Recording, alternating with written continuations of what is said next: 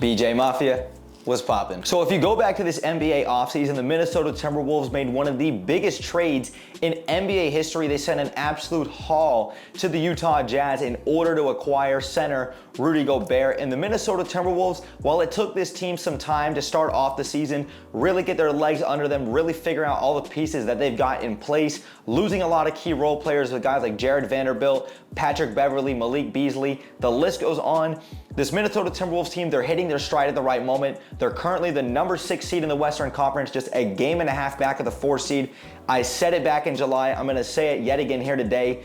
The Minnesota Timberwolves, this is a dark horse finals contending team in the Western Conference. Now, before I actually talk about the Minnesota Timberwolves and why this team is a dark horse contender in the West, if you guys could, man, make sure you guys drop me a thumbs up. It takes 1 second and it helps me in the channel out tremendously. And if you guys are new here, make sure you guys hit that subscribe bell to stay tuned for more NBA content. And make sure that you guys also go follow me on my socials, especially on Twitter. I'm very active and I'm on there every single day. The link tree will be in the description down below. But let's actually talk about the Timberwolves in today's video. Now, the first reason the Minnesota Timberwolves are going to be a dark horse contender in the Western Conference in the postseason is because of former #1 overall pick out of the University of Georgia, Anthony Edwards. Now, Anthony Edwards is one of the young faces in the NBA, extremely athletic, a high flyer, and one of the best young guards in the game today. Anthony Edwards is a show. He's box office, and he's honestly one of the most fun players in the entire association to watch. In 73 games this season, Anthony Edwards is averaging 24, 6, and 4 on 46, 37, 76 splits, and he's still chipping in a steal and a half per game. Enough cannot be said about what Anthony Edwards has done for the Timberwolves team this season after acquiring Rudy Gobert, trying to make these pieces fit together. D'Angelo Russell was not the perfect fit alongside Anthony Edwards and Gobert, but also with Karl Anthony Towns only appearing in 23 games this season, a lot of new pieces and a lot of injuries on the Timberwolves, especially when it came to Karl Anthony Towns. Anthony Edwards did not let this team slip. He did not let this team fall down in the standings. And like I said, they're currently the number 6 team in the Western Conference. Anthony Edwards has consistently put this team on his back. He's one of the best guys at scoring on all 3 levels, and his offensive arsenal is not even all the way polished. He's still got a lot of work to do with his game, but he can score on the 3, he can get to the mid-range. We obviously know he can get to the basket, and in transition, he's one of the best dunkers in the game. Anthony Edwards, there's not enough that can be said about him. He's truly spectacular. He's one of the best in the NBA right now in terms of guards. And Anthony Edwards is a huge reason why the Minnesota Timberwolves can go far and they can make it to the Western Conference Finals. They can go to the NBA Finals because I believe in Anthony Edwards. I believe in his talent. I believe in his skill set and what he brings to this team, never letting them fold. And even though last season they did not make it out of the first round of the playoffs, which they should have, by the way, I saw enough in that first round series versus Memphis that said Anthony Edwards can put a team on his back, and it was very evident this year in the regular season. If Anthony Edwards gets the opportunity to put the team on his back and make a deep finals run, he's going to do it for the Timberwolves this season. Let's get into the second topic. Now, getting into the second reason why the Minnesota Timberwolves can be a dark horse finals contending team this season, it's because of Rudy Gobert. Now, we're going to really dive deep into this topic with Rudy Gobert because there's a lot of false narratives and a lot of casuals out there on NBA Twitter and even a lot of NBA analysts that do not watch Timberwolves games. They do not watch Rudy Gobert and they don't know what the hell they're talking about. I will get into that in a second, but let's actually talk about what Rudy Gobert has been doing since the All-Star break because he's been phenomenal and he's really been hitting his stride. Rudy Gobert since the All-Star break is averaging 15-12 with 2 blocks a game, shooting 62% from the field. We know that all of that offensive production is coming from within inside the paint. Rudy Gobert is top 3 in the NBA this season in dunks. He's always one of the league leaders in dunks every single year. And also something that does not get talked about enough with Rudy Gobert is his screen assist and how great his screens are. If you go back to his time in Utah with Donovan Mitchell and Mike Conley, that pick and roll duo was extremely effective, and he's number 2 in the NBA this season in screen assists per game, right behind Domantas Sabonis. And if you go back to his time in Utah with Mike Conley and Donovan Mitchell, the reason why the Utah Jazz had such a prolific offense with the blender is because of Rudy Gobert's ability in the pick and roll to open up the lane for shooters around him, for guys like Bojan Bogdanovic, Mike Conley, Donovan Mitchell, Jordan Clarkson.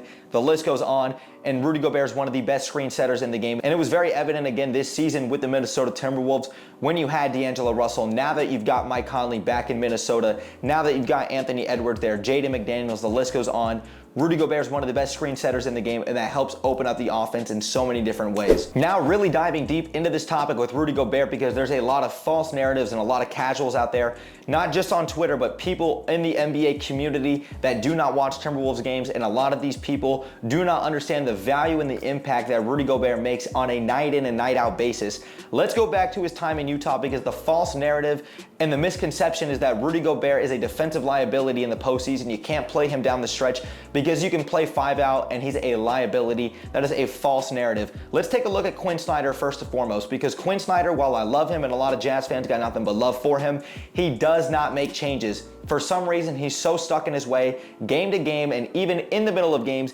he's reluctant to make changes, and that was a big problem with Quinn Snyder. But then you also look at the roster construction around him.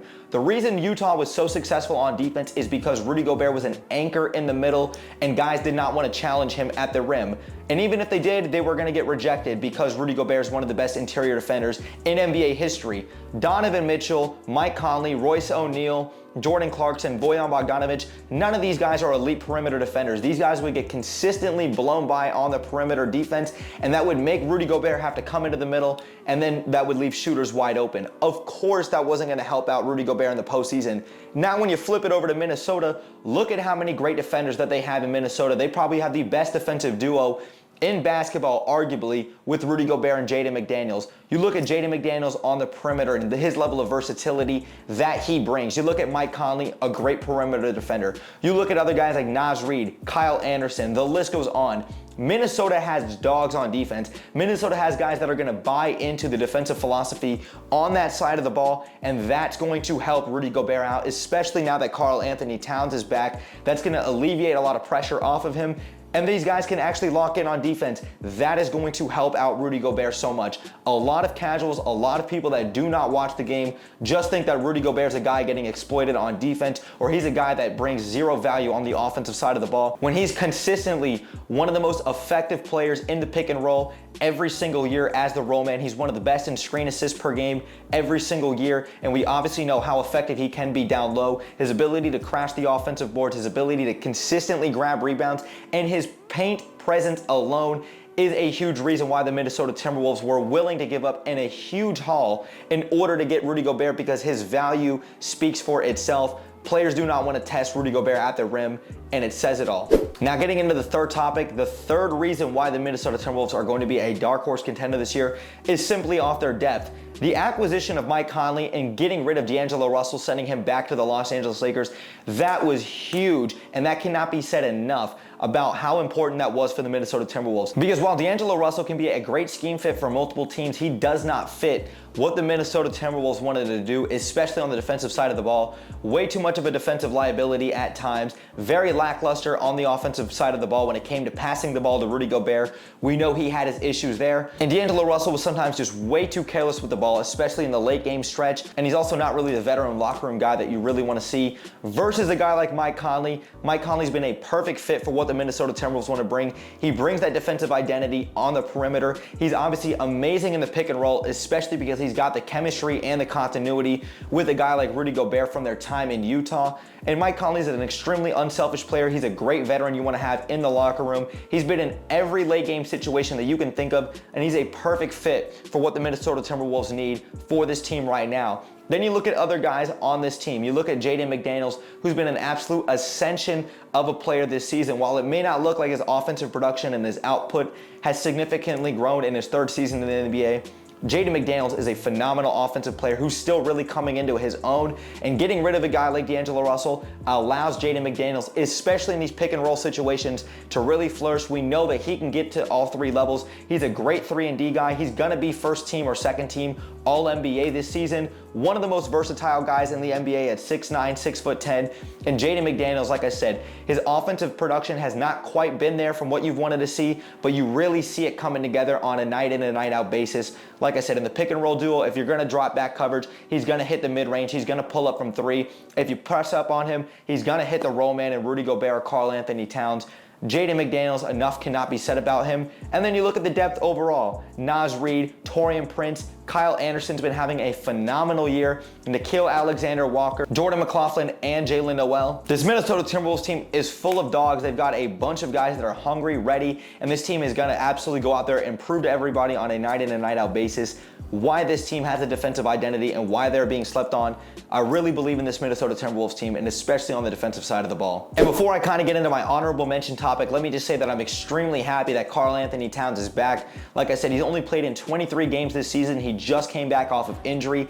He hit the late game free throw to beat the Atlanta Hawks in his first game back. And then he also had some solid contributions in their second win versus the Golden State Warriors when Karl-Anthony Towns was back again too. Extremely happy for him, and once he gets his legs fully under him, this team is going to be scary, and just watch out because that is the best big man duo in basketball. And I forgot to mention with Mike Conley, in 18 games with the Timberwolves, he's done wonders for this team. He's averaging 13, 5, and 3, and he's been extremely effective and efficient from the field. 45, 41, 86% splits. Just doing a great job. Like I said, his pick and roll continuity and chemistry that he has with Rudy Gobert, the way he opens up the floor for everybody else, and he's an unselfish veteran. Enough cannot be said about Mike Conley, and a lot of Jazz fans have nothing but love for Mountain Mike. Now I got one more bonus topic for why the Minnesota Timberwolves are going to be a dark horse contender this year in the Western Conference, and it's because the Western Conference is wide open. When you look at the Eastern Conference, there's a bunch of teams at the top that you say this team can absolutely go far, and they're probably going to make the finals. When you're talking about the Sixers, you're talking about the Celtics, you're talking about the Bucks. You look at the West, there is no one definitive team in the Western Conference that has said, hey, we are the clear top dog in the West. When you look at the Denver Nuggets, who knows? We've seen this team be formidable in the postseason, and I believe in Rudy Gobert's ability to guard Nikola Jokic. Is he going to be perfect? No, but his ability to limit what Jokic can do is going to be huge come postseason time if they end up getting that matchup at some point. You look at the Sacramento Kings, they've not been there, done that. Even though I'm a big believer in the Kings,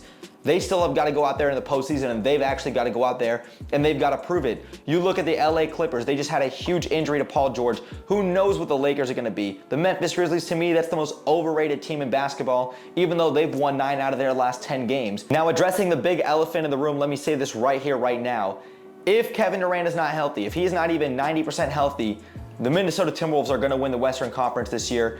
I truly believe that. Kevin Durant is the big X factor in the Western Conference. Still a top 2, still a top 3 player in the game today. The Phoenix Suns are not winning the West. They are not making a deep postseason run without Kevin Durant. If KD is not healthy, if he is not even at least 90% healthy, the Minnesota Timberwolves are going to come out of the Western Conference this year. But Timberwolves fans and NBA fans, I want to hear your thoughts in the comments down below. Let me know, do you guys think that the Timberwolves are going to make a deep postseason run? And do you think that this team is going to be a dark horse contender? Let me know your thoughts in the comments down below. But if you guys enjoyed today's video, man, make sure that you guys drop me a thumbs up. It takes 1 second and it helps me in the channel out tremendously. And if you guys are new here, consider hitting that subscribe bell to stay tuned for more NBA content that I do here on YouTube. And make sure that y'all go follow me on my socials, especially on Twitter. I'm very active and I'm on there every single day. Like I said, the link tree will be in the description down below. But thanks again for sticking around throughout the whole video. Brett James, aka BJ, I'm out, y'all. Peace.